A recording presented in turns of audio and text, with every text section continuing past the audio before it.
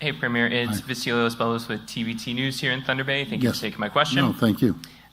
You're talking about quite a bit of dollars going towards mining jobs here specifically, kind of building off the Ring of Fire road to their question. We have a lot of mining projects that are still quite a while off before anything can actually happen. What's the province doing at this point to maybe speed up that process and start getting minerals extracted? Well, I'm going to give it over to the expert. That's probably the guy. Minister Peary, again, very humble guy. There's no one in this country, as far as I'm concerned, that has a resume like George does. It could go, and I don't even want to tell you because you'll be here for an hour and a half. His resumes from here to the floor. There's no one brighter when it comes to mining than George Peary, and I'm blessed to have him as one of our ministers. So over to you, George.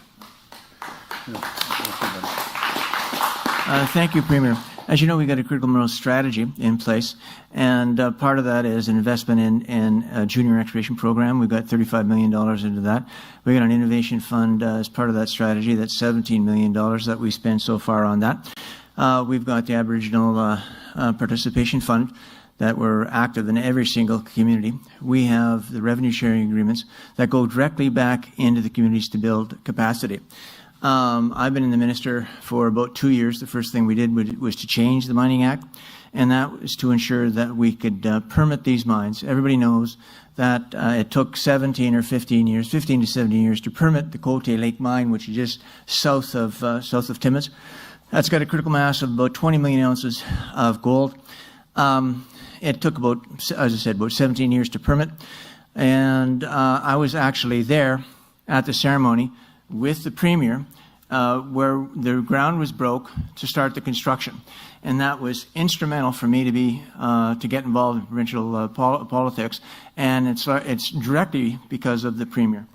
Thank you. So, Thank you. Now, it only took 3.5 years to build that mine. They spent $3.3 billion. They had full employment for Matawagami First Nation. They had full employment for Flying Post. They and their fleet is autonomous, so they got a heavy investment in AI, and they're so good environmentally they don't even have to discharge water. What took so long? You have to have the right people at the right place, and that's what this team in Ontario has done across the board.